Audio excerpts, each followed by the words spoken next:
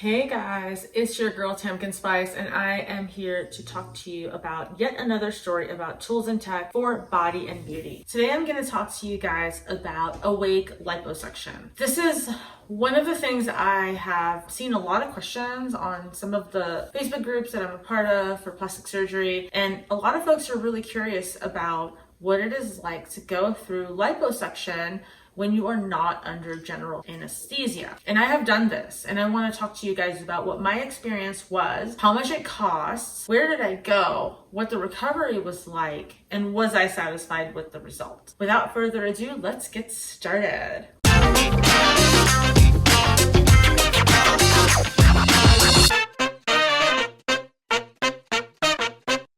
Quick request, if you do enjoy videos about tools and tech for body and beauty and like my content, please consider hitting that like button and subscribing. A little love goes a long way. Let's talk about awake lipo. The first time I ever got lipo, I did lipo under local anesthesia only. It was under Tumescent Anesthesia. So what is Tumescent Anesthesia? Tumescent Anesthesia is where a small cut is made into your body in which a tube is inserted and a fluid anesthetic is injected into your body to create that numbing effect. Obviously, you don't want to actually feel what it feels like to have your fat ripped out from inside you. Some anesthesia is administered under awake lipo. One of the reasons I decided to do awake lipo was honestly because I had no idea about options. I was really young. This was over 10 years ago. I was only 23 years old at the time. I didn't really have very much money, and I was just looking online for places that offered liposuction that I could afford, and Pacific Lipo was the place I was going to go. It's in La Jolla, California. I went down there for a consultation, and they told me that I would not be going to sleep for liposuction. They told me about the Tumescent anesthesia procedure, and at the time I didn't really know any better, so I was comfortable moving forward with it. They did prescribe me lorazepam or Ativan, which is a Xanax type of drug. It is an anxiety drug that helps you calm down and relax. I also took some antibiotics that were prescribed to me before showing up, as well as pain medication, which was just basically extra strength Tylenol. I didn't really get any like crazy Percocet or Oxycontin or anything like that, even though the recovery was pretty painful. The process itself was pretty easy. I showed up on the day of surgery. I had taken all the prescriptions I needed to beforehand, and once I got in and I was wiped down with antiseptic, I laid down on the bed. I was marked up. The only actual things that I did feel was the prick of the first incision to get the tumescent tube in, the actual insertion of the anesthesia tube. The insertion was like crazy because you feel it just kind of catch on your fat and your skin as it's going in. But once it's in, the last thing that you're going to feel is going to be the pressure of when the fluid anesthetic is injected. It expands inside your body, and you're going to feel that expansion like a balloon, just like growing and stretching it, and it's painful. It hurts. You feel the little ripping, but that's the last thing you're gonna feel. Everything else just feels like vibration. It's loud, and it's a loud vibration noise, and it feels like a long skinny vibrator just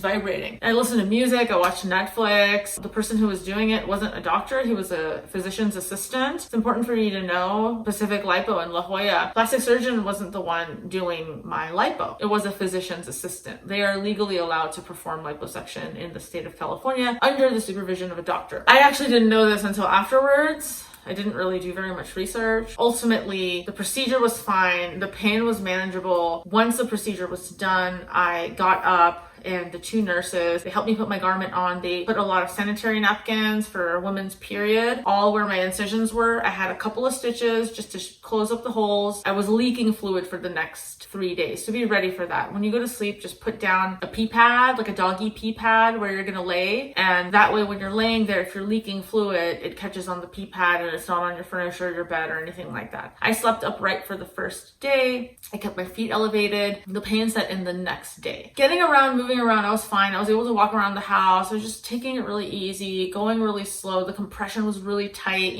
but it was on that third day, because I got my surgery done. I had showered before. The second day I skipped a shower. The third day I needed to shower. So once I had to take off that really tight compression to go to surgery, that is when I kind of had a little bit of a panic attack, because I just realized that I was in this precarious situation and I had nobody to help me. I hadn't told my mom, I hadn't told any of my sisters, family members, friends. Nobody in the world knew that I had just gone and got lipo. And that's one of the reasons I started this channel, because I need people to make it okay to talk about cosmetic procedures and stop shaming people about it. That's the reason I never told anybody, and I was trying to go through this by myself. I went through that by myself because of the fear of being shamed.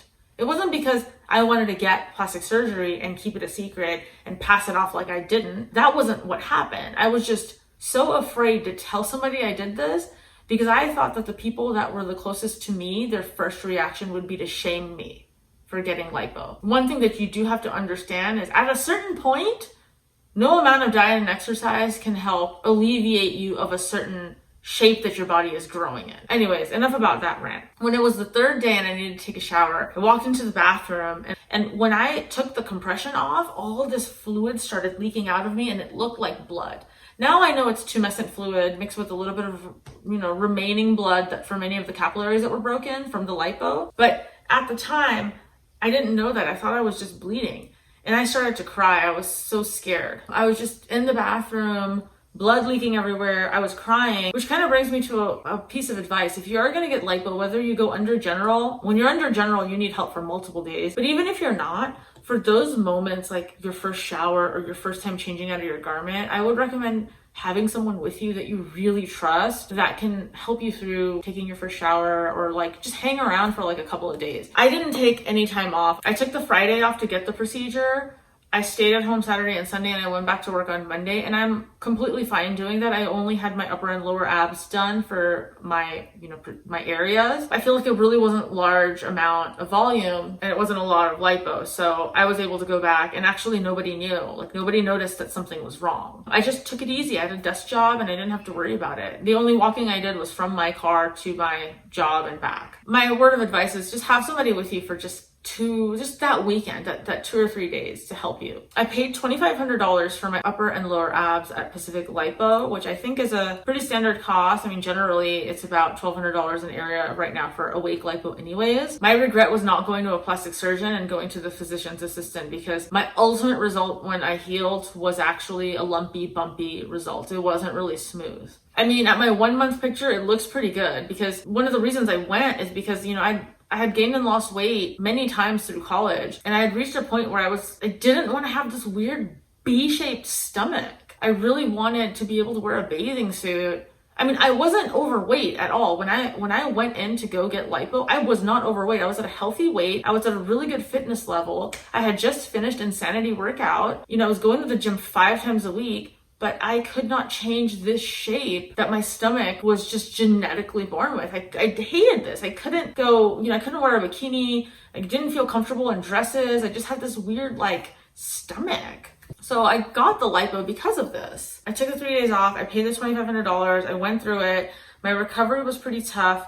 Understand that you will be swollen for 2 to 3 months, period. I was really excited to heal. But you can see at 1 month, I looked pretty good. I mean, I didn't have the fuppa anymore, and I was pretty satisfied, but I wore my compression for 2 full months, which was just basically like a little bodysuit, it was pretty tight, but it wasn't too tight to make me feel like I can't breathe or anything. Eventually I healed, and I was really, really satisfied that I didn't have that fuppa anymore. Ultimately, I got what I wanted. In the longer term, after 6-7 months, I realized that I wasn't happy with the garbled results, and that was nobody's fault but my own, because when I was shopping for liposuction, multiple doctors did tell me that I was going to need a tummy tuck and not just liposuction, because there's going to be a skin laxity issue here. And even if I get the fat removed, the skin is just going to drop even lower and create more of that fold. Ultimately, 10 years later, I got a tummy tuck, but 23-year-old me did not have $10,000 for a tummy tuck, which is why I made that decision. Ultimately, if I could go back and talk to the younger me, I would probably say, just hang on to your $2,500, just put it towards a tummy tuck. Or if you're gonna go,